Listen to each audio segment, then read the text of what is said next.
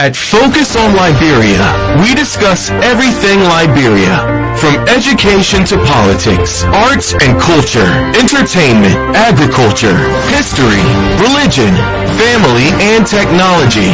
Focus on Liberia uncovers and showcases the best of Liberia and shows the world the truth about Liberia. We educate, elevate, and promote all things Liberia. We conduct interviews, panel discussions, debates, and more. Tune in to Focus on Liberia on Facebook and YouTube and be a part of the stories that make up the news. This is Focus on Liberia, and I am Dennis Jar. At Focus on Liberia, we discuss everything Liberia, from education to politics, arts and culture, entertainment, agriculture, history, religion, family, and technology. Focus on Liberia uncovers and showcases the best of Liberia and shows the world the truth about Liberia. We educate, elevate, and promote all things Liberia. We conduct interviews, panel discussions, debates, and more. Tune in to Focus on Liberia on Facebook and YouTube and be a part of the stories that make up the news. This is Focus on Liberia, and I am Dennis Jar.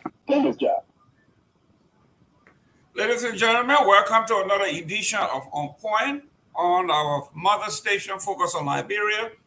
Today with me is my best friend and most educated Bassa man I've ever known. The most smart engineering, technical human being you ever get to know, right through the middle.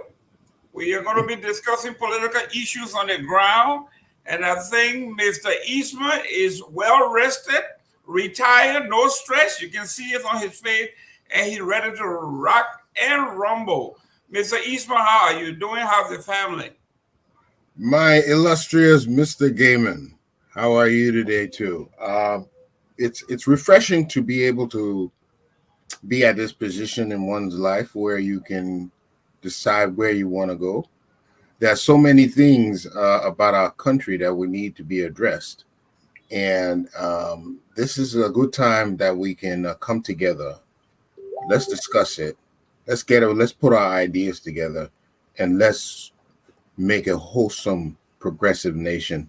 So I really do honor being here today, and I'm looking forward for a riveting conversation. Before we get into the conversation, there are two things we need to discuss here. You know, we have these elaborate counter meet soccer matches, soccer, basketball, volleyball, kickball, and today was the finale between the powerful Lofa County and the folks from Nimba. And I heard that my team won. Will you extend congratulations to the winners here? Because I know your team also won. I didn't know who from Nyuma County. Well, let's give a shouting congratulations to both teams, the Lofa Lions and the Nimba Elephants. I think it was a well played match with Lofa scoring first and scoring last, sandwiched the three Nimba goals, final score being 3-2. It was a match that was looked up to, highly regarded, well attended, and at the end of the day, somebody has to win. So we want to congratulate both teams, and most especially the champions, second time repeat champions, the Nimba Elephants. Well fought and well deserved. You know, the old folks say that nobody claims offense. You know, nobody likes offense. Everybody likes a winner. So I am a winner. I'm from Grand Bassa County, but if Nimba wins, I win. If Lofa wins, I win. If Liberia wins, I win. But I actually like the name of the team from Lofa there, the name, the Wologisi Lions. That is so authentic. And I mean, it's unique. Wologisi is unique to Lofa County, to that part of the world. and the Lions of Wolagisi. That name is just beautiful. I'm sorry, they went undefeated. They won every game from the preliminary to the finale, and losing it in this fashion is a little painful, but it shows how far our athletics have come. When we were growing up, it was all about Grand Cru, it was all about Southtown Territory, Sino, and Maryland counties, Grand Bassa County. Then later on, Cape Mount came along, and Bombay. It's always been Monserratos to take anyway. So now we have seen the progress of athletics in our country, men and women. This is a kudos to the Liberians. I mean, the display of loyalty and friendship to the different counties. I saw the Lions and the Lioness of Mount Wolagisi at the Invincible Sports Park. What a display of loyalty and sportsmanship. And this is what we are talking about. We have come a long way. So congratulations on both teams. Nyuma, you have done it again, and hopefully we'll see you next year. On a side note, a friend of mine. Let me just add something. Let me just add something before you go on, please. I don't want to change topic. One friend of mine, Stanford, he asked, how can we take what we saw in these counter league? We saw a lot of energy. And you and I know, Mr. Gaiman, welcome, Mr. Padmo. You and I know, Mr. Gaiman, that energy is what is needed to do work. In other words, energy can produce outcomes. It can produce things. So the question he asked, he said, how can we harness the kind of energy we saw in these counter leagues? We saw a lot of agitation. We saw people moving, cheering, excitement. How can we harness this sort of energy? And I think it was brilliant, because if we can channel that energy to producing results in Liberia that everybody can benefit from, we will be able to move the needle, move our country. So there's certain things we can take away, right? We saw that people were very energetic when they talk about supporting their county. So that showed that a love, a love for can be something of a motivation, okay?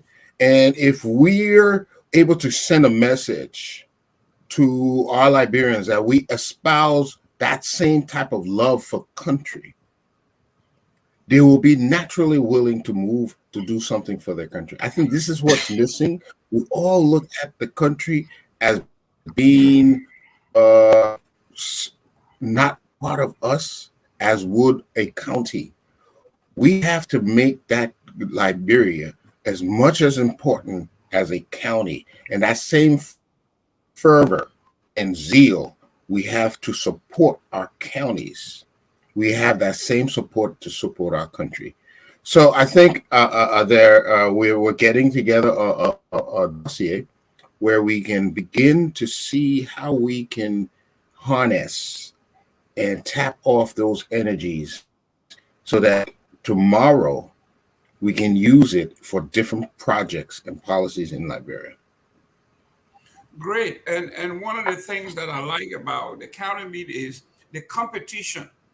And even and we live in a capitalistic state. I think, Michael, you can chime in here. Where there is competition, there's always progress. Okay, especially when it's fair. So what we have to do is what we are doing here to depoliticize, if it's deconstruct the politicization of everything in Liberia. We have to put it aside. If all our Bassa professionals could go to Bassa and start something there. If we invent, if we do things, we will attract people back to Bassa. And the people from Nyuma, like now, Nyuma have now been they have the new moniker now as the new capital, the financial capital hub of Liberia. So Ganta and these places, people are moving.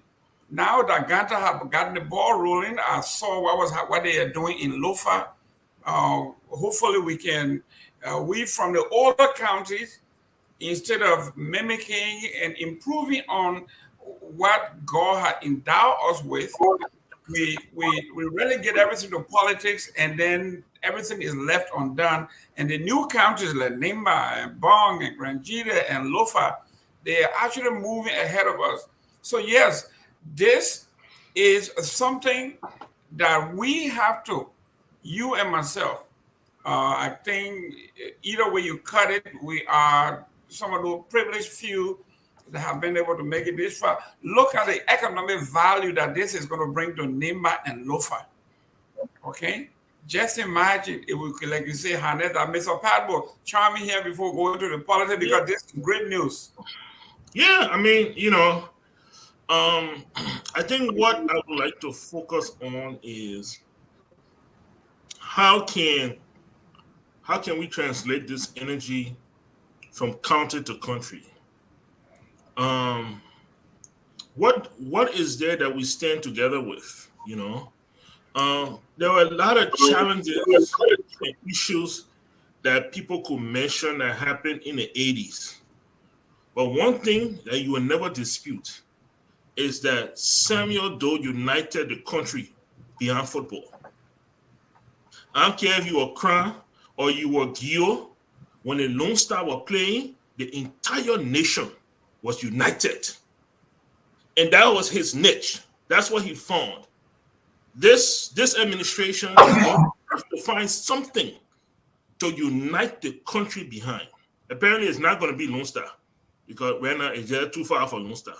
But we're going to have to find something to unite.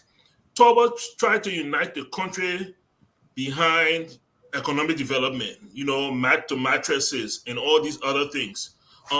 The country, whether it is a continuation of CDC next year or a brand new government, that government is going to have to find a way, find something to unite it. Because once the country is united behind something, they move forward. That is why the U.S., they invest a lot in many things, sports and other things. And even when it comes to politics, politics might divide the U.S., but when you pitch them against Russia or against China, the U.S. is united as a country and the people, And this our government is going to have to find something to unite the Liberian people, together with. And that is their challenge, That is their challenge, indeed, moving forward.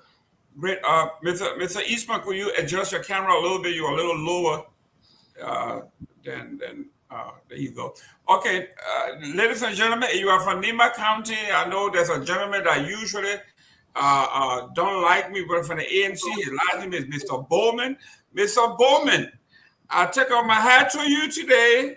The Nyuma elephants have stumbled on everybody else, and you were they the defending champions?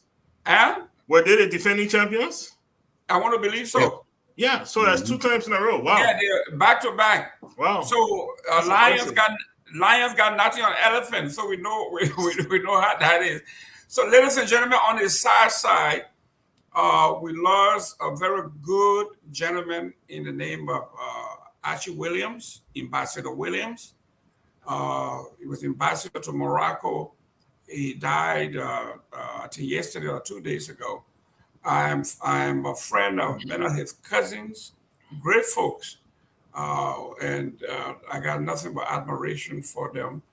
It's just a sad time right after the holiday to have family members, the Republic of Liberia losing a gentleman, an ambassador, a statesman. We want to extend our sincere condolences to the Williams family. If you are knew of him or knew about him, this is the time for us to give at least a minute to that family. Yeah, I didn't know of him, or I didn't know him either. But whenever we lose a statesman, it's a hit to the nation. So I'd like to extend, my sincere sympathy to his family, and to thank them and thank him for his service to the nation.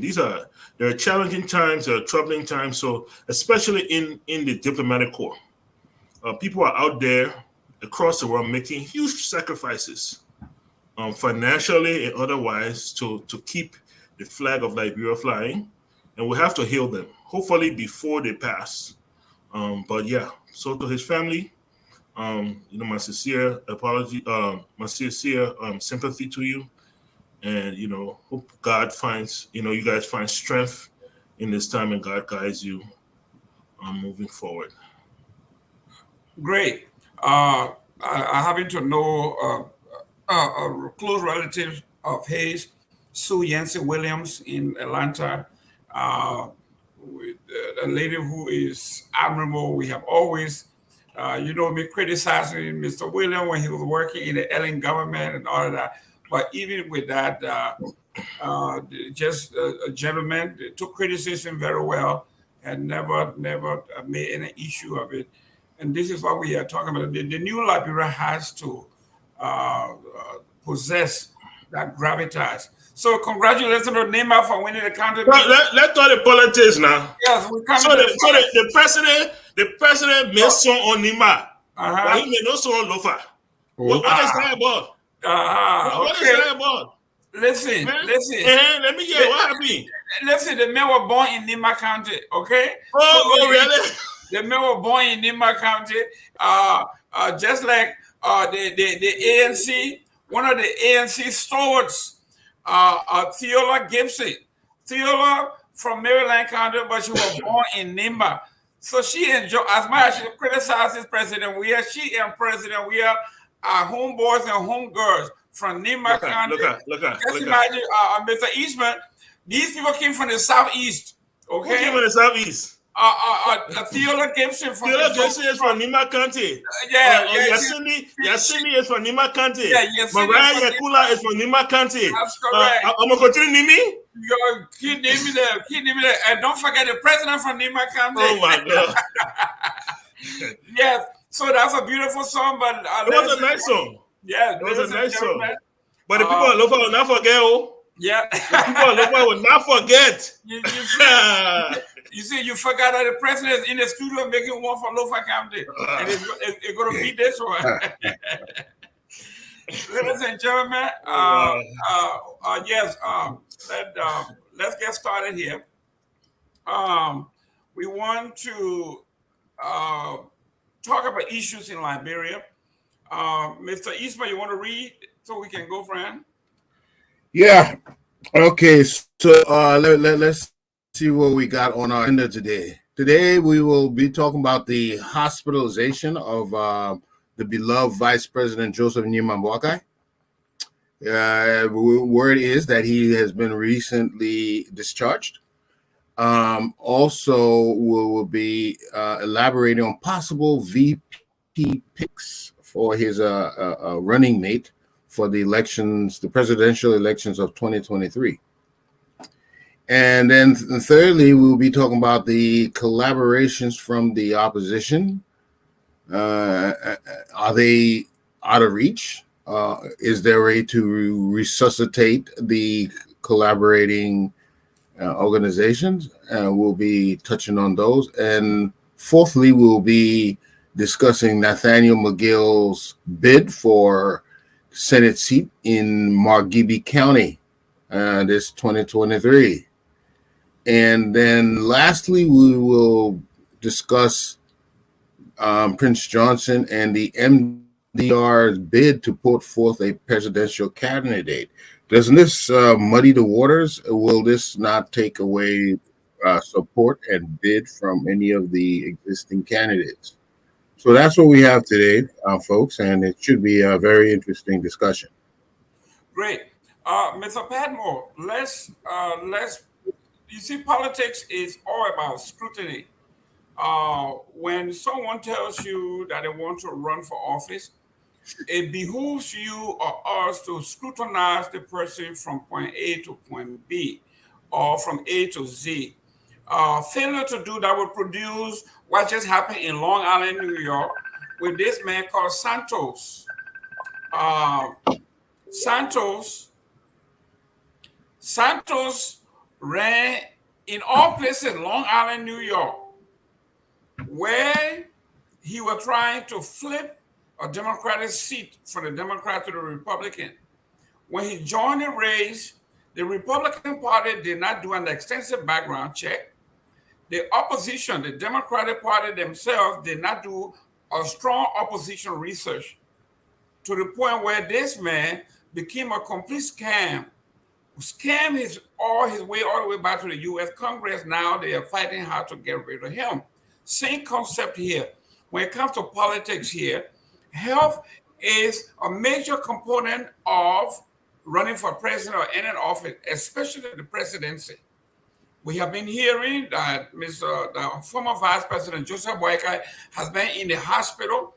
His proteges, his family, his PR team said he checked into this hospital. He didn't feel right, and he went home a few days later. We are now finding out 7 days to today's date, they are just leaving the hospital. Mr. Padmore, we have to be critical here. I know what they're going to say. Well, you support the president and you are afraid of Joseph Boakai. The fact here is that everybody needs to be scrutinized. What is going on here with the former Vice President, Mr. Padmore? You are muted.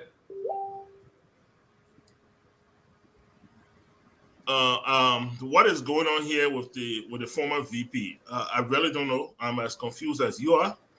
That would be a question for the UP execs to clarify. We were all surprised. First, we were all relieved when we were informed that the vice president had returned home, just to find out that that was not true, and indeed he was still in the hospital. And I don't know why anybody would tell such a lie. I don't know why anybody would choose to provide propaganda. When you're talking about the health of such an important statesman. And you are right. Now that the VP is, he's up and he's healthy, it is a cause for conversation.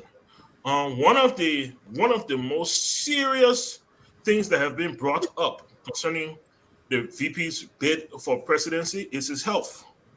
And can he sustain the immense pressure of the office and the energy and stamina that it would take to run such an office? I believe that should be discussed.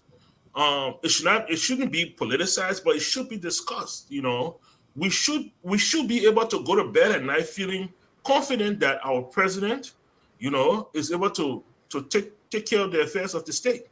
And that between now and election day, that will be the vice president will have to show to us. We'll have to show to Liberians that I am prepared. I'm able to. And age will not be a factor. And ailment will not be a factor. So I believe it's fair. I believe it's fair for us to discuss that. Indeed, so. Mr. Eastman, I think it was the billionaire Mo Abraham who made their comment about African leaders. He said Africa is the only continent where the youth, the young folks, are required to sit back and allow men and women, mostly men in wheelchair and invalids, people in their beds, to be considered. Somebody's had a feedback there. To be considered the future of the country. He says some of these men can barely lift their arms, can barely walk, yet and still they are telling people in their 40s and 30s who are vibrant at the top of the game to wait and let the wise men lead them into the future. That being said, are we having second thought here that maybe if Mr. Cummings knew that Nyuma Boakai would be in this condition, maybe he would have accepted the notion, the concept of being vice president, knowing that basically Nyuma Boakai was incontinent and most likely wouldn't be able to do this job? Good question, Mr. Gaiman. I think first thing we must consider is the culture. Liberia, like many other African countries, is a very patriarchal. We have a reverence for our fathers and older men and stuff like that. If you don't consider this element of your culture, then you will commit faux pas. You will do things that you will lose popularity, because this something is what people revere in their hearts, and they will take exception to it if you do not respect the ones that they have this patriarchal feeling for. So VP Boakai is one of those. He's been in the government for over 40 years. He's been respected because he's held top positions, and I call him an ambassador because he's able to fit any mold. Wherever the government is going, he's able to represent and hold it up. So it is a mistake to disregard his effect on our people and culture just because of that's the nature of our culture. But it is important that the government has continuity. In other words, there has to be contingencies prepared for the surprising, something surprising happens. Failure to prepare for things that you don't expect will lead to catastrophic results. So I would expect that group is making preparations to continue VP's legacy, regardless of his health or not.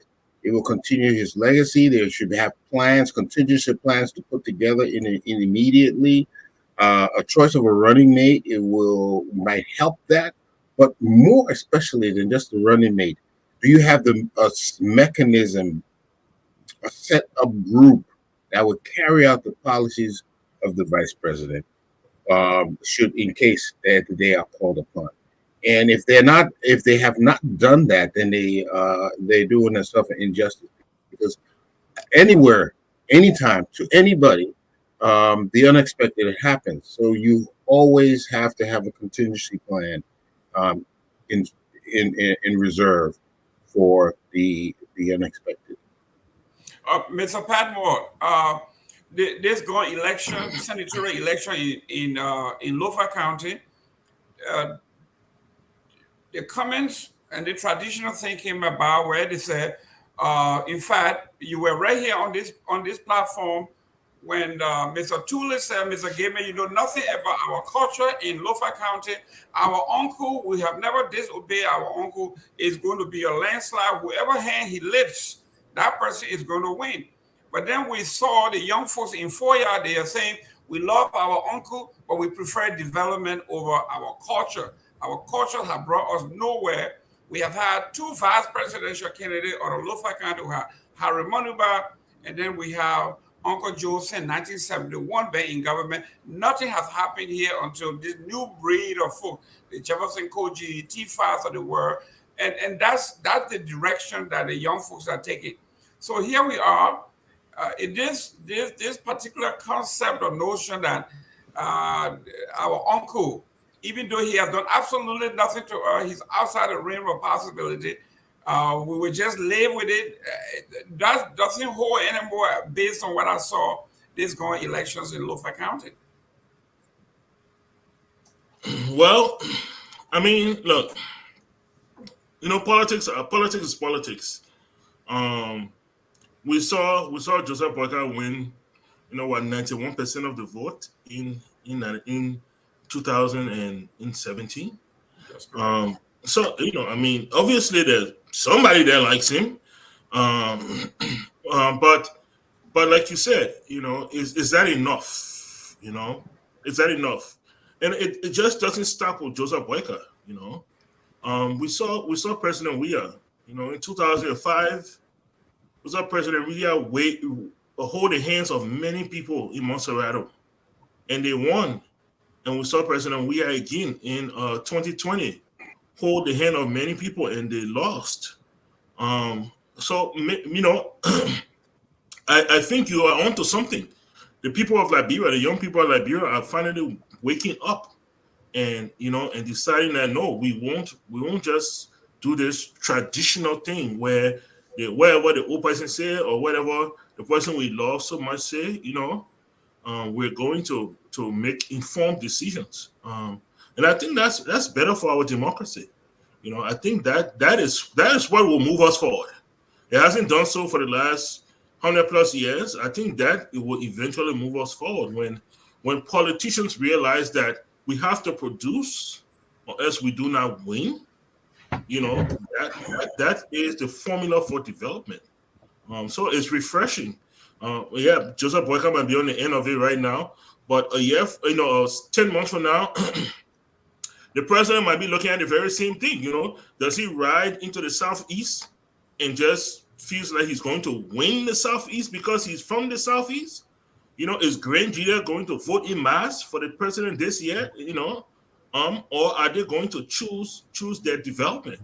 That's a very serious question. I believe that not just Joseph Boyka will answer, but the president too will have to answer when it comes in October. Great. Real quick, let me send a shout out to most of our loyal watchers here. Mr. Gizima Wellama, you've been here. Thank you for being. Alice Kai, Glenda Jones Jr.'s. We got Riverside Pro, Stain Bungay. We talk about my sister here, Theola Gibson. Congratulations on your win. I know you're gonna start talking junk to me, but it's all right. You are a winner. You can say anything you want to say. Grand Basaka didn't make it too far, but we all right. Joseph Conto. We got Falakli. We got Joseph Conto again. Riverside Pro, Glendon, and the list go on. Ladies and gentlemen, thank you for watching, and we look forward to doing business with you as we go on. Alexander Boniface, we're going to come back to you. But yes, Mr. Eastman here, we are talking about the health of he called himself president in waiting. We all know anything that is old, whether it is your car, we say nature stands undefeated. When you are old, when our cars are old, the radiator go, the transmission go, the engine go, everything go. That's just nature's way of saying that's how it works. We said Joseph Boyka is too old. And people said it was age discrimination, but we know with age at that level in the 80s, when you turn 80 and God he been blessed to make 80s. To make the 80s, to celebrate his 80th birthday. But that is just too old. Many things go wrong. And at this point, I don't think they should accuse anybody of being age discriminative or discussing his health. At 80, it is natural for everything to go south when you turn 80, including your mental health. There is a video being making the rounds on social media from Bangladesh where those with special interest in running the government are holding up their leader. He can barely walk, he can barely speak, but they prop him up and they took him to the reviewing stand, and all he did was they lifted his hand and he saluted, and they put him back into his jeep and took him home. And he's actually doing nothing. Somebody is running the government, but it is in care of him. And we've seen basically the same thing, the Mo Alis of the world, the co-stars of the world, the guys who see this as their last rush or their meal ticket, are now propping up this old man with the propaganda that turned out to be false. Isn't this what we are doing? We are setting up a straw man here. No, I have to take exception to some of the things you said, Mr. Gaiman, and it's because I don't believe in any form of discrimination, whether it's tribal, age, gender. I don't think it's healthy for us to think based on prejudice for any reasons. Now, I agreed with you in the fact that when people or systems or anything starts getting old and out of date, it begins to lose its relevance sometimes, and sometimes it begins to malfunction. So what I'm trying to say is a healthy VP Boakai with the proper policies that are relevant to the youth today of Liberia will be all right. All right. But the reality also is that there are challenging things that face everyone and everybody. And that is why when people vote, for me, if you're going to vote, don't just look at the standard bearer alone. Look at the people who are supporting him. Look at the team behind him, because if you're not satisfied with the team behind him or those people taking over, should he have to recline for any reasons, then you got making a mistake. So when you vote somebody in, don't just only vote that person. You have to look at the body of influence he's coming in with. And if you're okay with that body, like you say, the Mo Ali's, the who all behind him. If you're okay with the body, then fine. But if you have an issue with the body, and then you have to be careful, because when he comes in, he's coming in with all that baggage. He's not going to be alone. So this is what you need to consider before you vote. Are you okay with the party philosophy as a whole, with the group's policies? Are you good with that group? If you're not good with that group, and then you elect the person because you like that person, you may in the end be dissatisfied. So you have to have a wholesome consideration for who you support. And I wouldn't count him out, because a healthy Joseph Boakai could do a good job. Yeah, well, that's the operative word, healthy. Joseph Boakai cannot be healthy at the age of 80. We all know, whether you want to say discrimination or not, at the age of 80, it can only get worse. And as a wise man that they are selling him to be, a wise man would have said it's time for me to sit back and nurture the next group of young folks to run this country. And I'm saying this to say, I'll give you an example, personal one. I was doing a public policy course at Harvard, and I was in this class with all the young kids. And while they were drawing from my experience in the world and my age and everything, after I did my report, everybody did their report. It was time to submit the report. And these kids were calling platforms on which that I was supposed to share some of these things. And they wanted me to share my research on about 5 different platforms. Some of these platforms I have never heard of. I was talking about, I'm going to go Google Doc and I'm going to do this. And they were telling me, Mr. G, that is too old. We don't even use those programs anymore.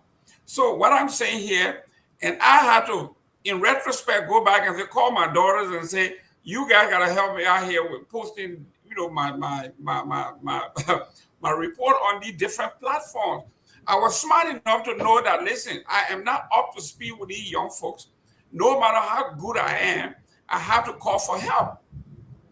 Joseph Boakai, being a wise man, should have known that being president of a country that is in dire need of everything, not just one thing, but everything, should have said, you know what, I'm going to bring together the best and the brightest minds of this generation and train them and mentor them as to how to go into the future. But instead, he said, everybody follow me. I am the future. This is our disagreement. Before we move on to the next subject, Mr. Padmore, aren't those who are concerned that Mother Nature has never lost a fight? When you are old, it gets worse as you get older. Name me one person that has ever defeated Mother Nature. We have yet to see that person yet. Look, it is. Look, of course. Look, I'm not a young man anymore. But they tell you, oh, I feel young at heart. I feel young at heart, and sometimes I have expectations for myself that are beyond my physical attributes, my physical capabilities, and sometimes I find myself, creating plans that sometimes I'm not able to carry out. So we'll give the Ome a break, But the mature thing to do, the honest thing to do, is that when you give it a shot and you realize that physically this is beyond you, it is important at that point to be patriotic, to be nationalistic, to step back and turn to the younger people and say, look, you guys got to take this thing forward. And look, we all wish the old man well. But if indeed it is true that his health is failing, and this seems like a task that might be just too much for him, we hope that the old man will make the best decision. He will call his younger brother, Mr. Alexander Cummings, and they will sit down and they will have a heart-to-heart chat that should have happened a long time ago. And together, they will make good decisions for the country. And this will set Liberia on a path that it's supposed to be on. It should have been on a long time ago. So we can all just only hope. Mr. Padmo, thank you for plugging in Mr. Cummings, but I think you were very good. You called Mr. President We are, President We are. Just let this go and come back. But let's go back to the second. Let's go to the second one here. VP peak. Now we're going to segue into that because it makes sense, and you just mentioned that. With the health of Nyuma Boakai now, the trending issue in Liberia, how important is this, Mr. Eastman? How important is the VP peak? Wow, that is of huge importance. And I say that, of course, because in the event that that person has to step up to the role, you want somebody very talented, astute, and a man of the people, somebody the people will want to resonate with. You don't want someone who will. We've had dictators before. We've had people who take advantage of our people. We don't want anybody like that. So the choice of VP is paramount. We also, for political reasons such as popularity, of course, the standard bearer is the head of the ticket and the main. But when you bring in a very popular and outspoken VP, she will help garner votes, encourage support, and in fact, may be the spokesman in many cases for the party or for the group and for the standard bearer. So this pick, everybody is anticipating what this pick will be. To me, it will behoove anyone to pick somebody that will pick up the zeal, that will pick up the pace, that will be very people oriented, and that the people will be able to want to align themselves behind him or her. So we're sitting back. We saw in the last election, we saw the pick for VP, Mr. Ukwe at the time, and he did bring in financial support, because finance may be another issue. As you know, these presidential elections are expensive, and sometimes you begin to have financial issues. We've heard that the UP has been having some financial issues of late. We have heard of the lack of payment for their party headquarters and various financial difficulties. So that is maybe an influential factor as well. But it is right now, everybody's thinking about it. Who will be that person that the VP pick? I think there is someone very powerful that if he picks, he can't go wrong. And but the unique decision belongs to VP Boakai. And if he's not careful who he picks, it could spell doom or it could spell victory. So it's anybody's guess at this point. Mr. Padmore, with the health of Joseph Boakai, could now, let's say, medical record, health record of your annual physical, should any of those things be a requirement now that, listen, the VP on one of, let's say, Nyuma Boakai, something happens and somebody has to step in. Would it be fair for us to say from now on, if you are vying for any position, you got to present your medical record, your physical, so we know that you are physically fit, that we will not be coming for you later on for the hospital like they're doing? No, I don't think so. I don't think we should go that far. What I really think we should do is that we should at least allow our presidents to have a physical and have a doctor certify him as fit. You know, so I work. I will tell you. So for me, before I am accepted on certain jobs, I have to go and do what's called a physical. And yeah, and I have to be certified as physically fit, or else I don't get to work that job. It's as simple as that. And that is based off the doctor's statement. The doctor signs off and say, "Look, I have taken this guy. I've assessed him. I have done labs, and I've put him through such certain physical activity, and I believe he's physically fit to do the job." I think that is more than enough. I think a doctor just certifying and say, "Hey, I think he's physically." We need to be able to trust our doctors, and that no doctor will play politics in this. And I think that would be more than enough. But I think making it public, no, that's somebody's personal records, the health records, that's a personal thing. I will stop that far. Okay, well, Mr. Eastman, we have been everything. I know I'm getting a lot of comments in my inbox here from the UP folks.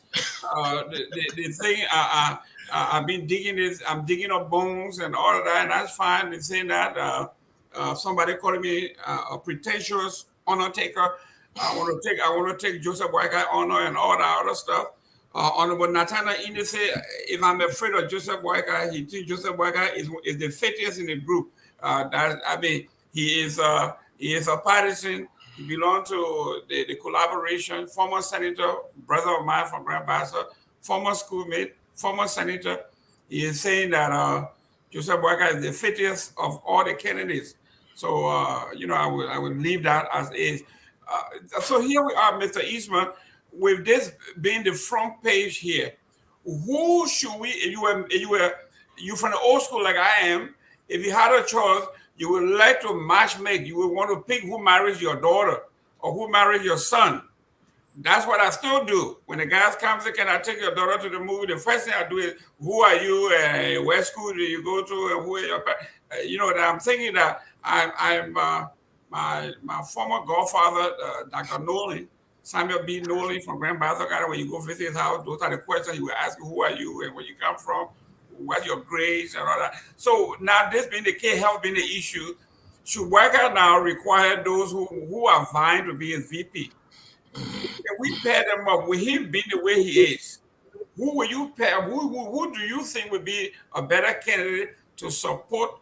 Or I don't want to use a prop up Nyuma Boakai, but who do you think each candidate should pick as a comparable or complementary VP? Let's start with Joseph Boakai.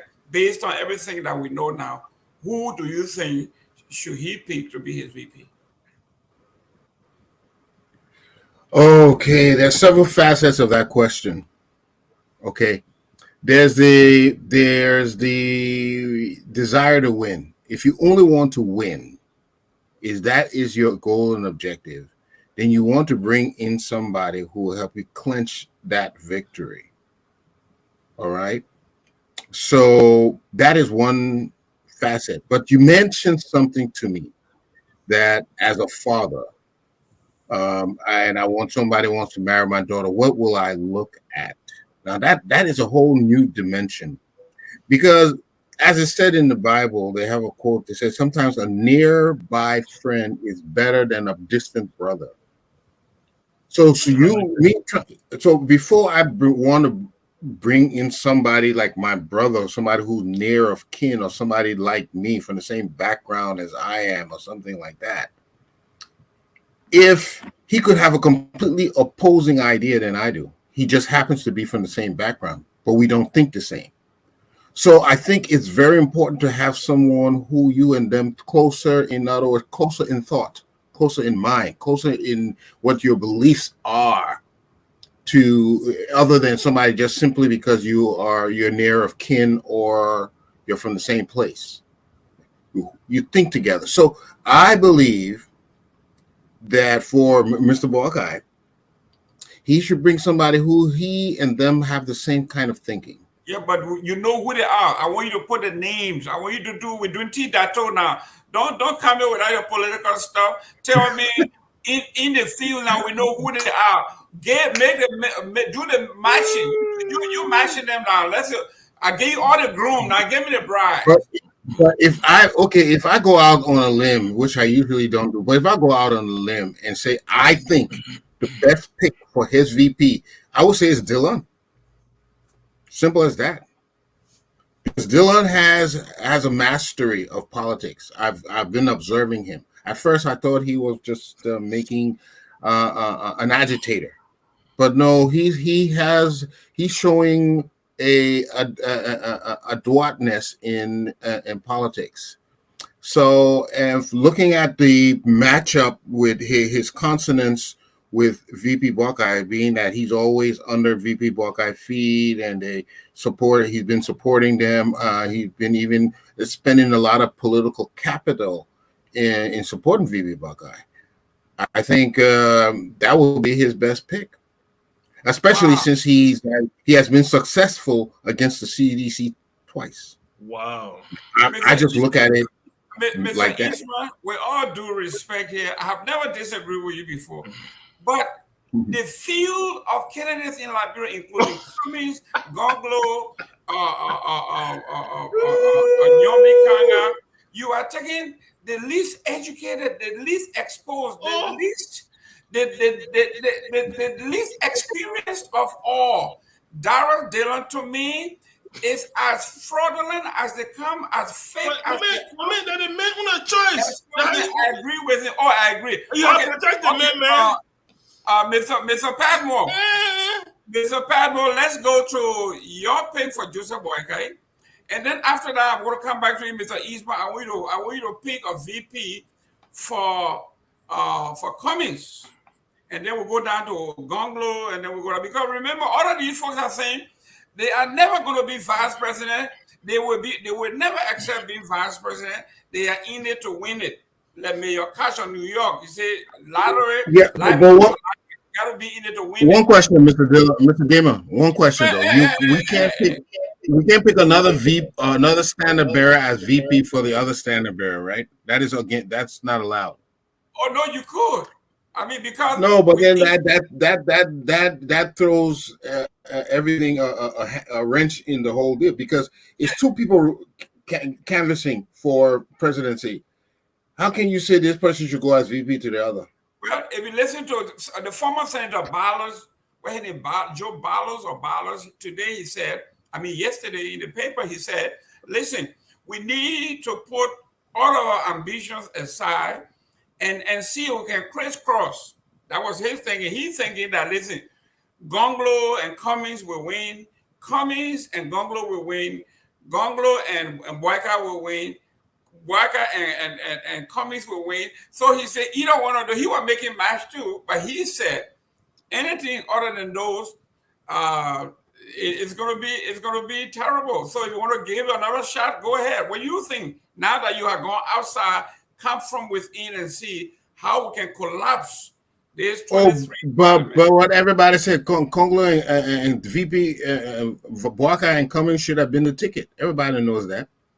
It's not uncommon knowledge. That should have been the ticket. Cummings and Gonglo. No, I said Boakai and Cummings. Boakai on the top of the ticket and Cummings as VP. That should have been the ticket. Okay, so that's the common knowledge. Now, Mr. Padmore here. Yes, sir. For the first time, Jimmy Eastman got you laughing. I have never seen you smile from ear to ear. You smile like the Bassa people, Bassa men that you are. When it's great, they smile from ear to ear. If it's not good, they smile just like this, and then they go. Tell me, give me your pick. Now that we know where we know that health is very critical to running a country, the pressure, okay? You are going into the pressure cooker here. You need every sinew in your body to work. There is no if, there is no tomorrow, there is nothing else. There is no playbook here. You have to hit the ground running. Well, knowing what we know today, and faced with the speech of challenges when it comes to health, and the questions that are going to flood the UP and Joseph Boakai when he gets on the campaign trail, and how the eyes are going to focus on him. Look, people send me pictures today. People I don't even know. They were sending me pictures of Joseph Boakai as he was leaving, and they were scrutinizing him. Oh, look at him, where how he walking. Look at his limp. Look at his hand. This is the scrutiny that Joseph Boakai is going to be under throughout the whole campaign. And to close that scrutiny, Joseph Boakai has to pick somebody who is willing, who people will see as presidential. And it will calm them enough to say, you know what I mean? We really want the old man to be the one to move us forward. But if God said that it ain't supposed to happen like that, their person will be able to go. If I were Joseph Boakai, today, if I was Ambassador Joseph Nyuma Boakai, I will pick up the phone and I will call Alexander Cummings. That's what I would do. Wow. Yes. Okay, ladies and gentlemen, my sister over here from Grand Bassa County, Glenn, you know the name Junius is a Bassa name. When you go to Grand Bassa County, you talk about it. The former county attorney, J.D. Junior, that's a great name. We disagree on a lot of stuff because she's a supporter of President Weah. I know she's going to call me on cover. She's a closeted Weah supporter. But yes, so this we are now. Here we are with this presidential, vice presidential. Is it possible for Joseph Boakai to be vice president to maybe Cummings or somebody? No. No. Padmore, it's not like he's already been vice president. He can't go back on that road. That's not possible. Even without that, I mean, whatever circumstance that would take him from the top of the ticket will also take him from the bottom of the ticket. It will totally remove him from the ticket. So if it is health, let's just say, well, because of your health or because of your age, you can't head the ticket. You can't be second on the ticket. The ticket go up and down. You know, that's why a lot of people are saying, look, you are the elder statesman. Take the advisory role. Call Gonglo, call Cummings, put your two lay brother them together. Say y'all go and do this thing. Let me sit back. I will be the advisor to you. And just make everybody happy. But you know, it is what it is. We'll see what happens. And Mr. Gaiman, you know what? I see a lot of comments, and I need to explain, I guess, why I am on position. That's why I'm reading the comments. I want to explain I am looking at winning. When I play soccer, basketball, I'm not looking at friendship. I'm looking at winning. And if somebody who I'm not too friendly with, if you are the most tactical person I can use to win that victory, then I will use that person because I want to win. And that is why my choice.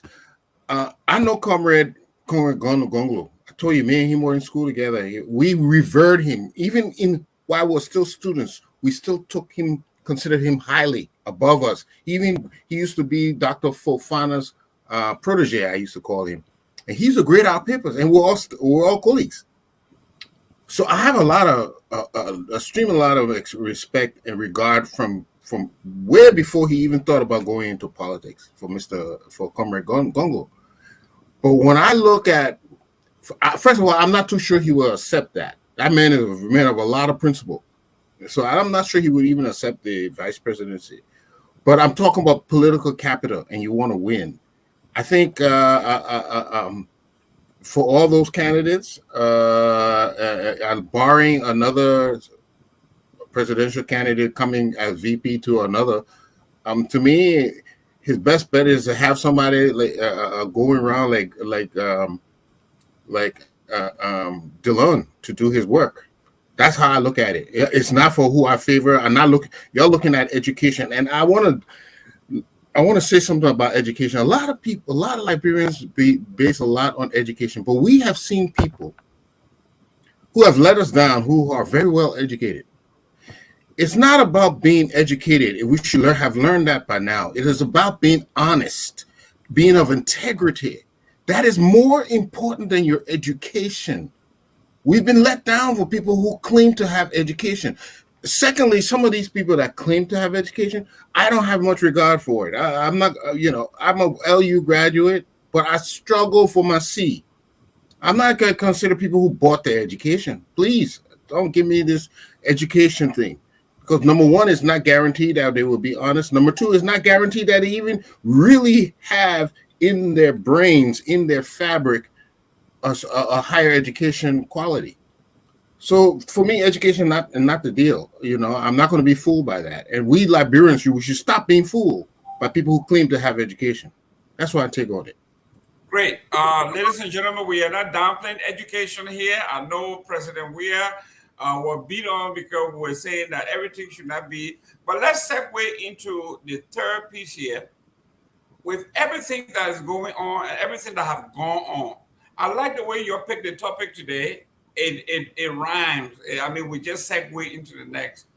With all the acrimonies and accusation, counter accusation, lawsuits, is collaboration and concession ought to reach for those who are vying for collaboration that is needed if you're going to beat the giant in President Weah, the president, the darling of the country, the owner of the bully pulpit, a gentleman who stand tall above everybody else, somebody that I support, somebody in whom I trust, somebody that's going to win the next election, first round, Mr. Patmore. Oh, let me go. Yeah, Mr. Patmore, you next. All the fighting that you guys have done, Joseph Boakai sue you, you spend a lot of money, you have to bring in foreign forensic detective to free you, and all of that. Has it passed that time where Joseph Boakai, or you can forgive Joseph Boakai and the UP to say, everything you have done to me, I forgive you, just like Jesus said, forgive them, they know now what they're doing. Have we passed that point, or there's still a possibility? I mean, once Liberia maintains our center point, our common patrimony, there's no point to surpass. We saw the CDC and the NPP go down in the dirt. We saw for months the VP was not even allowed to have an audience with the president. We saw the VP disrespected by low-level seditionists and cast aside. We see that Prince Johnson is now coming out and telling the truth about how, even though he endorsed President Weah, everything that he was promised has not come forth. And so we heard all these things. And yet, guess what? Now that we're moving to elections, we see the president all of a sudden he's welcome Joel. He and Joel, no eking pipe between the two of them.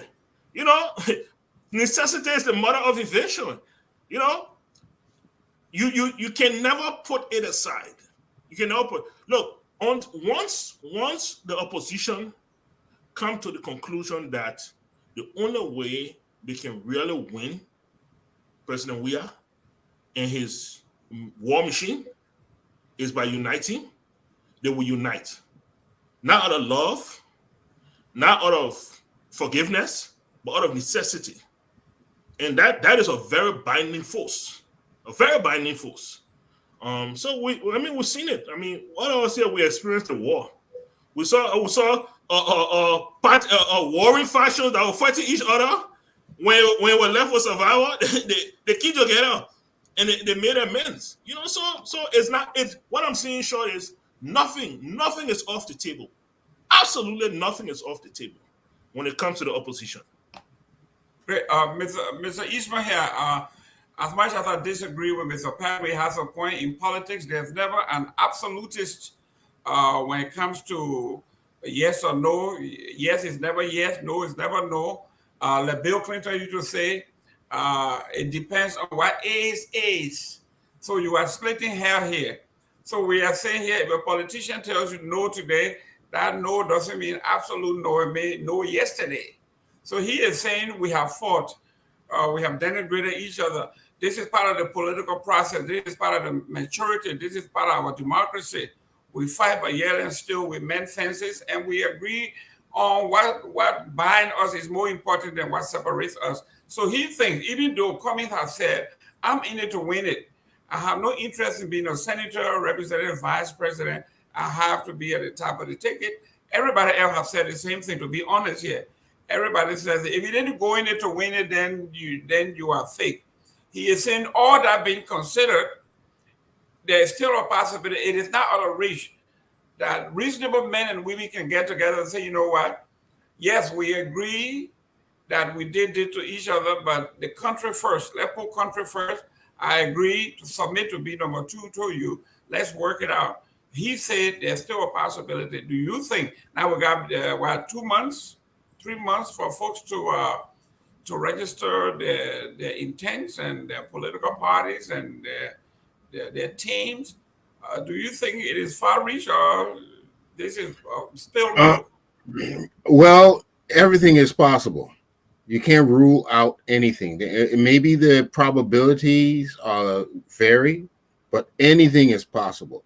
And the reason what I believe makes it more possible is all depends on if they even do an analysis. Let's say they have this rift between them today. Okay, and there's been a whole lot of backbiting, finger pointing. But when you do an analysis and you look at your party and you say, look, from our analysis, we're going to lose. And instead of losing, I'd rather save face and come together. If they can come to that kind of conclusion, that is best thing for us to do, because we will both lose, is to come together.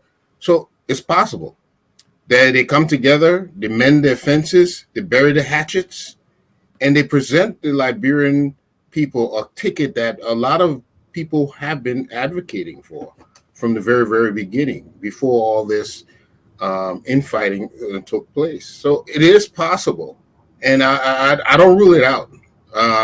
It will take a lot of negotiations and diplomatic manipulations, but it is very, very possible that happens, especially if you know you're not going to win. So why don't you do something to win? I think a lot of people like to theorize, but winning in politics is everything. You can't do nothing if you don't win. You just go home, lick your wounds, and you're out of the picture. So winning has to be paramount to anything in the election. So if that is the only way they will win, and they realize that, they could come together tomorrow, Mr. Game. Great. Mr. Padmore, like I said, the way you guys set up the topics today, we're going to segue into one another, then we can come back to this. Now there is a major storm brewing in the middle of the country, Montserrado, Margibi. We have seen sanctions, we have seen castigation, we have seen name calling, and lately we're seeing Honorable McGill out of Margibi. It's like at one time we thought it was a quiet storm, but it's no longer a quiet storm. When I saw they made a special song for him. They call him the Booker McGill. And I saw him yesterday and the day before dancing. The Booker and McGill Booker, he's doing this and he's waving, he's acting presidential, not just as a senator, but presidential. And then when he accepted the petition, he told the folks, I will do everything to improve your life and everything as I have done in the past. He said, but I cannot do this alone. You know, everything I have done for you was approved by the right president. So I need the right president. If you love me and you accept me, you have to accept the gentleman that will support me. And that person is the president at the top of the ticket. And he said, everything you do for me, you have to do for President Weah. So now here we are. We are not hearing anything else out of Margibi County. Maybe you are, maybe I'm not. I'm having something here. Somebody said because McGill is buying out everybody. I don't know how true this is, but we have a storm brewing out of Margibi, Mr. Patmore. What is going on here? I thought this man was sanctioned. I thought he was not supposed to leave the country. We saw him coming out of a jet, landing at the airport with thousands of people waiting for him, cheering him on. Mr. Padbo, what is brewing in Margibi County? Well, that's a very good question, Mr. Gaiman. Because the first thing is that the campaign has not started yet, but we see Nathaniel McGill out there campaigning. You know, and when you run your one-man race, you of course you would think that you fast. You know, so when the cat is away, the mouse will play. Let Nathaniel McGill continue playing and think this is fun. Let Nathaniel McGill feel that he can challenge the might of the United States government and think this is fun. This is not fun. This is not fun. Nathaniel McGill has been alleged to have stolen from the Liberian people and have refused, he and his president have refused to conduct an investigation. And they think now the escape route is for him to go into the Senate, because the Senate is where the rogues go to hide out and they are untouchable. Let Nathaniel McGill fool himself. Nathaniel McGill will be investigated. Nathaniel McGill will be brought to justice. Everything that Nathaniel McGill has taken away from the Liberian people will be taken away from him and replenished to the people, the rightful owners. I can promise Nathaniel McGill that. So for now, let him do the thing he's doing. Let him just continue and continue beckoning the president by talking about anything he do for me, then he do it for the president and think that's his way out. But his day is coming. Judgment Day is coming for Nathaniel McGill. Mr. Eastman, I think we one of the things that Richard Nixon and Ronald Reagan and actually go way back is an American policy that says we have no permanent friends. In fact, we do not have any permanent enemies, but we have permanent interests. And we have seen the United States that had interests at one time in Charles Taylor being incarcerated in these United States. For some reason, they said he's escaped from a maximum security in Plymouth, Massachusetts, and he became a friend of the United States and became president of the Republic of Liberia. And sooner than that, the same United States that supported Lofton flipped on him because the interest of the United States was at stake. Here we are. The United States have sanctioned Mr. McGill. They made it clear that it was not a judicial process, it was more political, and it was not punitive in nature, but a behavior change, an action for behavior change. So if Mr. McGill resigned his position, has no part to play in government, he has no part to play in anything that he was accused of, and the United States said, well, McGill said, I've changed my behavior. I'm not in government anymore. I've not done any of those things you say I was doing. Pay to play. I'm not doing any of those things anymore. In fact, I want to go in the house because my constitution allows me to do so. And the people agree with him. Mr. Eastman, what is wrong with Mr. McGill exercising his constitutional right as a Okay. citizen of Liberia that have never been convicted of a crime. Mr. Gaiman, everything is wrong with it. It's not because he shouldn't exercise his voting right. I think that is definitely fundamental, and he has the right to do that. But here is what is wrong. Mr. McGill, with two other people, were sanctioned by the U.S. government. After that, those sanctions were placed. These gentlemen were suspended. After they were suspended, they all three resigned from their posts. There has been no redress of this issue. There has been no court proceedings on this issue. We have to have either these gentlemen are cleared of their wrongdoing or are found guilty. And if without a clearance from the court, none of them should be contesting. This shouldn't be happening. So there's something wrong, inherently wrong with our system and our country if we're not even, either you let them go to court and they be exonerated from any blame, or they be found guilty. But just to ignore it completely, it means we're not running a stand-up. I see people talking about integrity. Where is the integrity here? Where is the integrity? We have no integrity. You don't even want to go to court to say this is not true, or go or have a commission or an executive commission or something, someone ruling over this matter. Nobody, nothing. It's just ignored. So as far as I'm concerned, there's everything wrong. And it's not because he shouldn't exercise his franchise, because there's been no final judgment on this issue. There's no policy in Liberia that people get sanctioned. What do we do as a government? What do we do as a people? This is not excellent. And this is where we come in, because we have similar situation here in the United States. And I'm going to go to George Santos again from Long Island, New York. He has a myriad of allegations of tax fraud, theft, you name it. Everything in the book he's violated. Forget about embellishing his resume and all of that. But the idea that he been charged allegedly money laundering, a guy who made $49,000 for the last 3 years, all of a sudden loaned himself $700,000 US for his campaign. Where did that money come from? How did that money get there? All of these things are all allegations. The state, the county, the local government are charging it. And when he went to be sworn in, they said this man is tainted. He's a character. He should not be sworn in.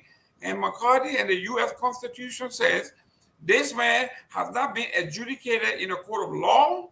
He has not been found guilty of anything. Everything is an allegation until. Same thing in Liberia. We have Brian Samokai.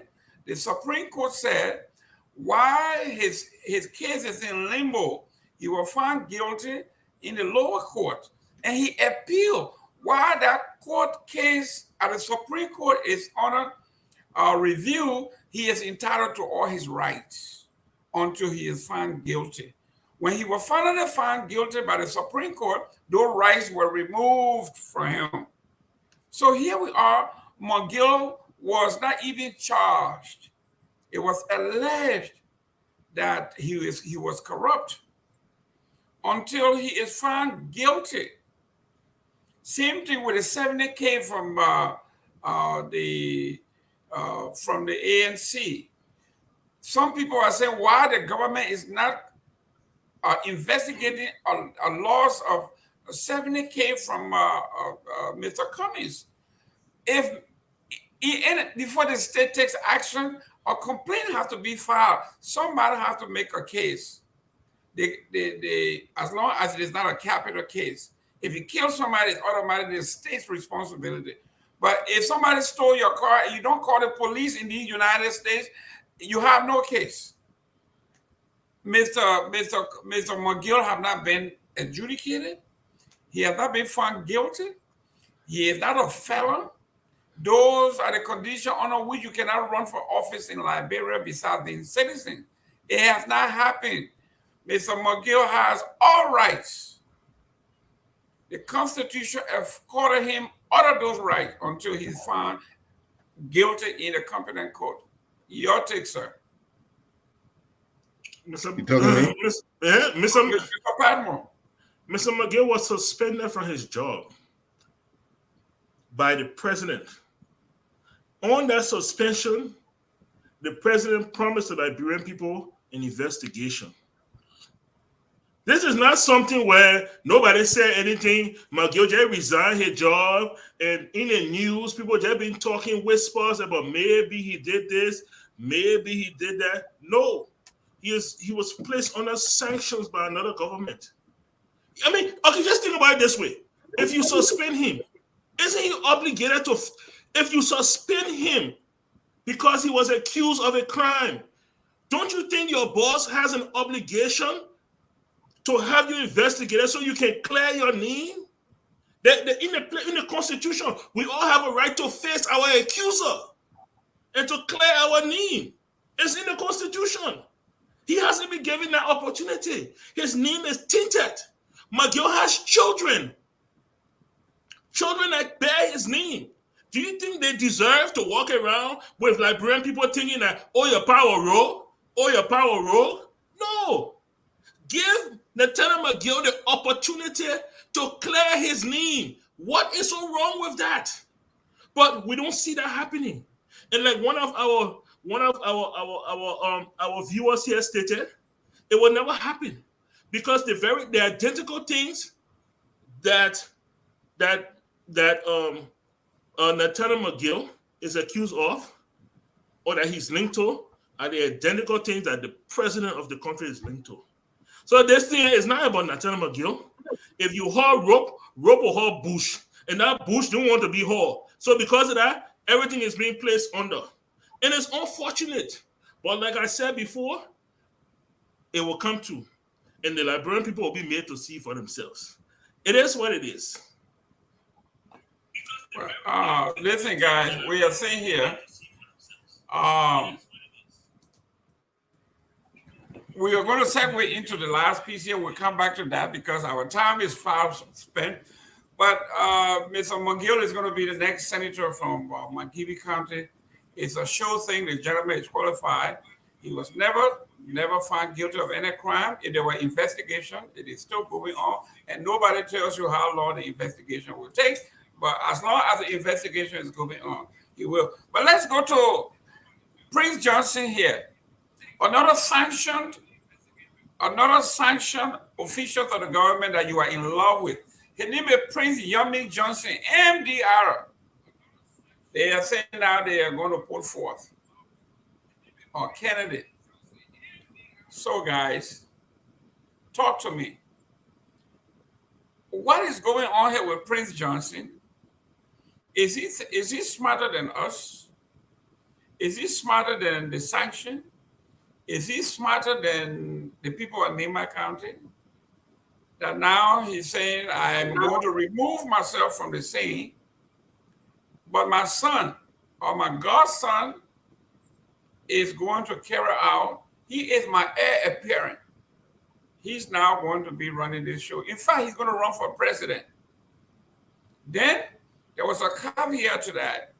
He said, I'm leaving, and the reason I'm leaving is because the CDC have not done what they were supposed to do. They didn't give us all the job that we needed. We didn't get all the director positions. We didn't do all of these things. And and the funniest one I ever heard was when he said there were a lot of killings going on, and the president did not. You know, someone called me and said, please don't bring out the Prince Johnson thing because Prince Johnson cannot accuse anybody of killing for and not investigating. And I said, we still got to talk about it. But Mr. Padmore, talk to me. Mr. Prince Johnson said he wants to be a kingmaker because he has always been. But what really pained him is mysterious death and nobody investigating how those people, who can just kill people. That's what really getting to him in his crash. That is it. Everything else, but killing people is something that really, I mean, his pet peeve is do not kill people.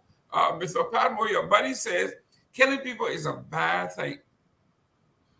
Look, it is my fervent prayer that the people of Liberia make a good decision come to October, and we place into government by next year, this time, a leader that will have the guts to bring forth a war crimes court. So Prince Johnson, who he like Kelly, who absolutely hate Kelly, he can go there. Yes, he can go there and clear Kelly. You can actually do that. It will be good. It will be righteous for his. So then, you see, when he leave from there, then he can go open church. That's how it can be. First, you have to place yourself before your people, and then once you have been vindicated, then you can go open church. You don't do it the other way. That's being backward. But let me look. We all know. If you look at the numbers are clear. Without Nyuma County, George Weah does not have a clear path to the presidency. Whether first round, second round, third round, fourth round. Without Nyuma County, George Weah does not have a clear path to the presidency. And nobody has been able to identify another pathway to the presidency but through Nyuma County. This is a big deal. Prince Johnson is reading the writing on the wall. A lot of people say the Nyuma County people do what Prince Johnson say. Prince Johnson does what the Nyuma County people say. He just does it in a very smart way that it appears as if he is the one making the decision. No, Nyuma County makes the decision and he goes along with it, but he just put his set in front. That's how it goes. The people of Nyuma have sent a very clear message. They are not happy with this government. They have no intention of voting for this government. And it is clear as anything. And because of that, Prince Johnson has seen it. He's stepping back. And that stepping back, he putting somebody else in front. Say, my men are your trouble. You go take your people there. You go deal with it. And he knows very well that's where it's at. The people of Nyuma are not voting for CDC this year. It's going to be a huge, huge deal when the numbers start to come in. Mr. Eastman, you see Mr. Padmore here is campaigning already. He's trying to peel away the CDC support for Nyuma County, but Nyuma County and CDC, they are inseparable. And the fact here is, one thing that President Weah has in his favor, when you have the bullet pulpit and the power, you have the authority to negotiate, to make deals that the wannabes don't have. And Cummings trying to get some kind of deal made, but he just doesn't have the power. Mr. Eastman, here we are. Mr. Johnson is talking about, well, we didn't get jobs. And then he turns around and says most of the jobs are going to the Southeast, as though the Southeast is just one place. Southeast has 8 different counties. So if you're from River Says, Sino, River G, Maryland, Grand Gila, you name it, all the counties in the Southeast, anybody who is appointed for those counties, as far as he's concerned, you are from the Southeast, so you're from Sino, you shouldn't get a job. River G, you shouldn't get a job. Grand Gila, you shouldn't get a job. River Says, Sino, Maryland, you name it, all of these folks are all from the Southeast. So he said the government is proliferated with people from the Southeast, but then he forgot to know that the Southeast has 17 appointments. Lofa County alone has 28 appointments in this government. Leadership, appointment and leadership, 28. Bone County has 17. So here we are. He is talking about we need more, we need more, we need more. I think the vice president was right when she said, Bone County, be patient. We are requesting for more. Other people are also requesting for more. And it's just so much to go around. So here is, you think Mr. Prince Johnson here is making a tactical move again remove yourself from the public scene, remove the heat from the sanction and all of that, but make your heir apparent to be, basically, he promoted himself to be a ventriloquist. And he's going to be pulling the string, and the senator from Nyuma County is going to be shaking, but somebody else is going to be Jeremiah Kung is going to be the puppet, and the ventriloquist is going to be pulling the string, and as though we are stupid or the United States is crazy that they don't see what's happening. But he says not only is he moving from the sea, but Jeremiah Kung is going to be a presidential candidate that gives him that arm, that power to negotiate and basically extract. I mean, we're talking about people who go out here and the arm twist. I'm seeing a difference between what the United States accused him of and what he thinks that now is Jeremiah Kung's position. Talk to me. And before you go, he forgot to know he accusing people from the Southeast. Jeremiah Kung is a crewman. So I don't know where he's coming from with this Southeast. Jeremiah Kung is also from the Southeast. Your father from the Southeast that went with Lamco to work in Yikipa and hired him there, but they're from the Southeast, Mr. Eastman. So I got my people from the River says, and you said it. So River says that Southeast now. Southeast. Okay. Anyway, I will let that slide. You are out of it. Padmo out of it. I'm out of everybody from that side, from the seacoast. You're out of it. If we look at the pathway to president, let's look at what's going on. We notice that Basso is divided a little bit when you look at the Liberty Party being in kind of like the Yombly camp and the Musa Ability camp, but either camp is not CDC supportive. When we look at Lofa, the other day they've been supporting UP, and even with the loss of elections the other day, it was still another person from Lofa. And that person was independent. It wasn't necessarily a CDC victory, though the CDC did go fall behind them. And if you look at Nimba too, because of these divisions and there's realignment that we're seeing, Nimba becomes even more significant when it comes to vote. And let me tell you what I know about Prince Johnson. I've had the experience of being very close to Prince Johnson over the war. And I tell you one thing I know about him. He knows how to leverage. He's very, very strategic in leveraging. And let me just give you an example how I saw this. When the faction was still fighting, they had Charles Taylor on one front, they had those soldiers on one front, and we were in the middle. But do you know that Prince Johnson knew how to leverage the Americans that enabled that ECOMOG to come in? He's been very skillful in leveraging, even though he had a very small portion, a very small, autonomy. But he knows how to leverage. He's been doing it for years. His election to the Senate, as far as Prince Johnson is concerned, if you hadn't made any prior warlord or somebody who took place, none of them would have been there. So because you broke the rules, everybody can go there, and then warlord can go there because you broke the rules in the first place. So he knows how to leverage. He's been doing it for years. He's a master at it now. He's a master at leveraging. And this is what he's doing now. He's read it, and he's going to leverage the little advantage that he has, the little support that he has. He can make a big impact. Again, I will remind you about the war. As much as we had at that time, only a very small portion of Liberia, just to Caldwell, to across the bridge there, he was able to leverage so greatly that the United States government backed him, and ECOMOG, he welcomed ECOMOG in the country. That is how great his leverage is.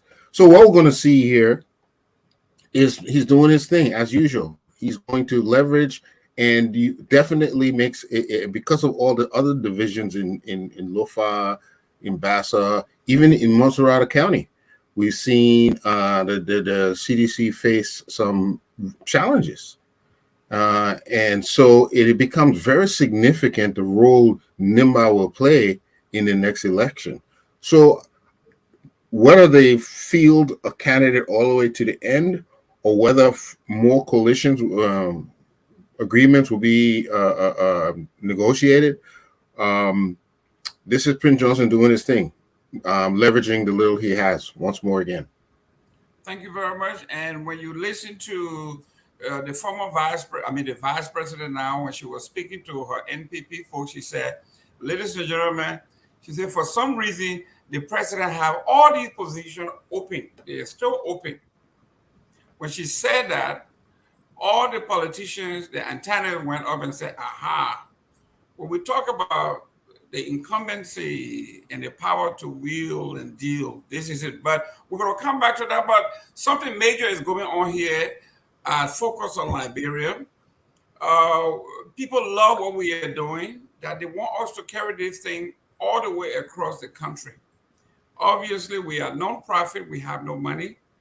So we are doing a fundraiser. I think it was Mr. Padmore that emphasized that. Please, Mr. Padmore, can you see what I see? Here we are. This is the flyer here. We are asking our listeners, please, to consider helping Focus on Liberia reach every corner of Liberia. And for that to happen, we need to hire staff.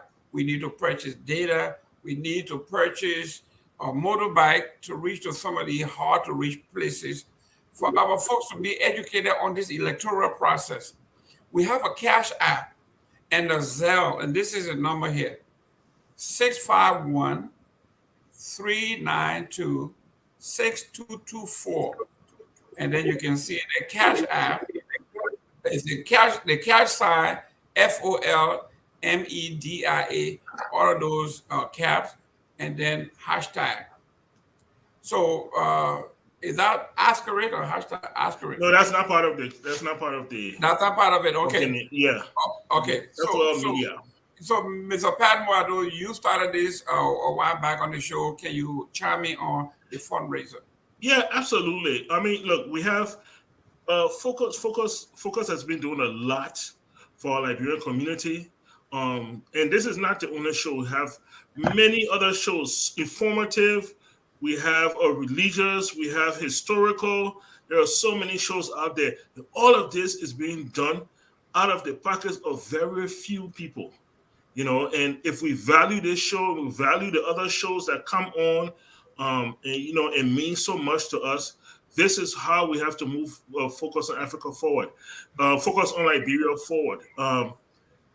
The elections are coming. There's a lot of things going to be going on in Liberia.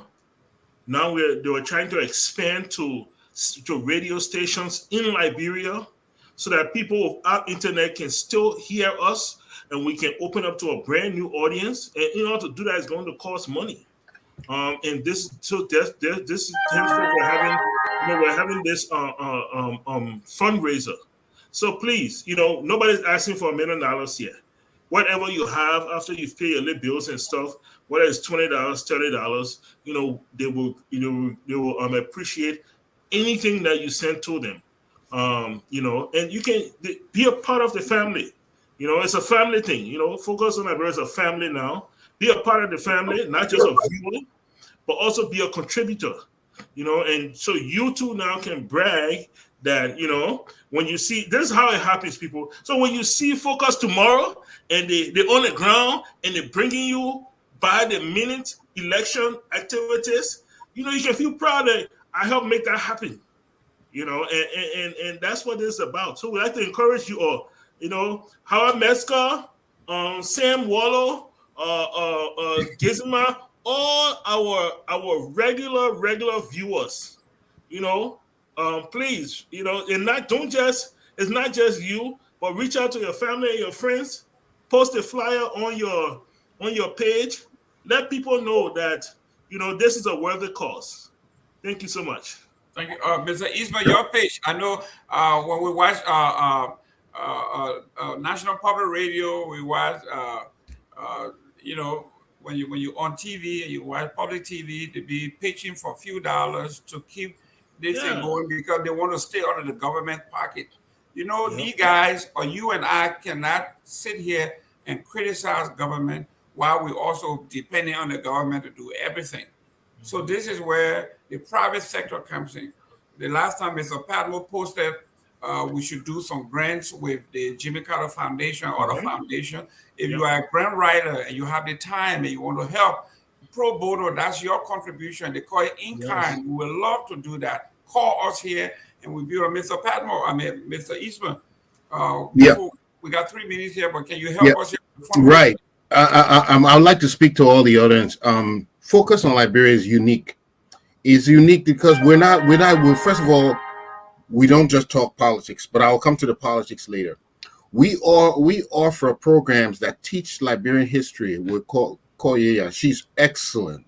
She's done a lot of research, even more than some historians that I know, renowned PhD holders in history. She has collected a volume of information, and she's teaching our people what really happened back in the day. That all people came together to make Liberia. Liberia would have not been Liberia had any of those groups not been a wholesome part of the formation and the upbringing of Liberia. We have other programs that talk about health. We have programs that talk about literature. You don't find these topics on other channels. All they're about is the politics and gossip. But we're not about that. We're informative. We have science programs. We have programs about health and how to manage your health. We have cooking, even cuisine, and we have a varying program schedule. We're touching all kinds of topics, not just politics. But when it comes to politics, that's where, again, we're even more unique. As you can see another, there may be one or two who tend to lean to some party, but some of us are very, very independent. We don't lean into, and we only want to discuss the facts and trends, what is happening with an independent view, not supporting any party or politician. You don't find that. Everybody has an agenda. All you will find that we do have people with opposing views and maybe a tendency toward left or right, but still, it is balanced platform where people refuting, debating, rebutting various views. So you have a platform that is giving Liberia the best they can, a roundabout a view, and not in support of any one group. We're purely focused on Liberia. So donating will help. Thank you very much, ladies and gentlemen. It's 6 o'clock. We have come to the end of our show. We couldn't have ended it in any better fashion. As usual, we say wherever your belief systems are, whoever you lean on, wherever party you belong to, we all have one thing in common. We are all Liberian. And we end our show with a song that says we are all Liberian. See you next Sunday, same time, same dial. God bless. We are Liberian. Liberia is our home. Liberian people.